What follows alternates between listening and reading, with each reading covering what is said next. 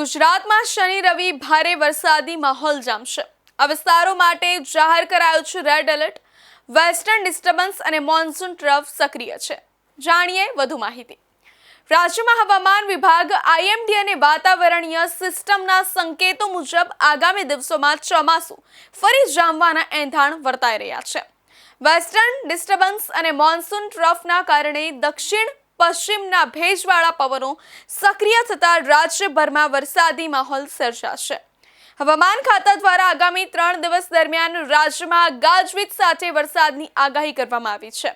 જ્યારે 8 અને 9 ઓગસ્ટે ઉત્તર ગુજરાતના વિવિધ વિસ્તારોમાં ભારેથી અતિભારે વરસાદ પડી શકે છે। જણાવી દઈએ, ઉત્તર ગુજરાતમાં શનિ અને રવિવારે ભારે વરસાદ આવશે। હવામાન વિભાગની સત્તાવાર આગાહી અનુસાર 8 ઓગસ્ટ એટલે કે શનિવાર સાબરકાંઠા અને અરવલ્લી જિલ્લામાં કેટલાક સ્થળોએ ભારે વરસાદ પડવાની સંભાવના છે। જ્યારે 9 ઓગસ્ટ એટલે કે રવિવારે બનાસકાંઠા, વાવ, થરાદ, સાબરકાંઠા અને અરવલ્લી જિલ્લાઓમાં ભારે વરસાદની ચેતવણી આપવામાં આવી છે। ઉત્તર ગુજરાતના વિસ્તારો ઉપરાંત પાટણ અને મહેસાણામાં પણ મેઘમહેર જોવા મળશે। વાતાવરણમાં સર્જાયેલા પલટાને કારણે દરિયામાં કરંટ જોવા મળી શકે છે, જેથી માછીમારોને દરિયો ન ખેડવા પણ સૂચના આપી દેવામાં આવી છે। અમદાવાદ સહિત રાજ્યભરમાં હળવાથી મધ્યમ વરસાદની શક્યતા છે।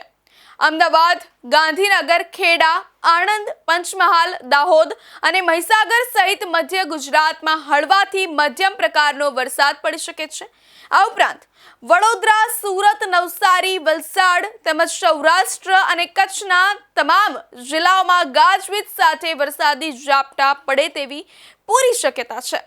આગામી 72 કલાકમાં ગુજરાતના અનેક વિસ્તારોમાં વરસાદી ઝાપટાની શક્યતા રહેલી છે।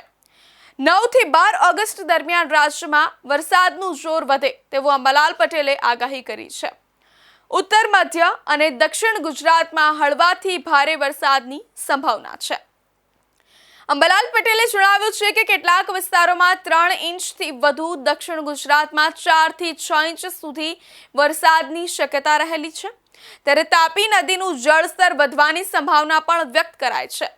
15 ઓગસ્ટ સુધી રાજ્યના મોટા ભાગમાં વરસાદી માહોલ રહેવાની આગાહી છે।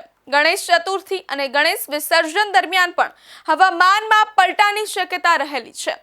સત્તાવાર આગાહી માટે આઈએમડીના હવામાન બુલેટિન પર નજર રાખવા સૂચન અપાયું છે।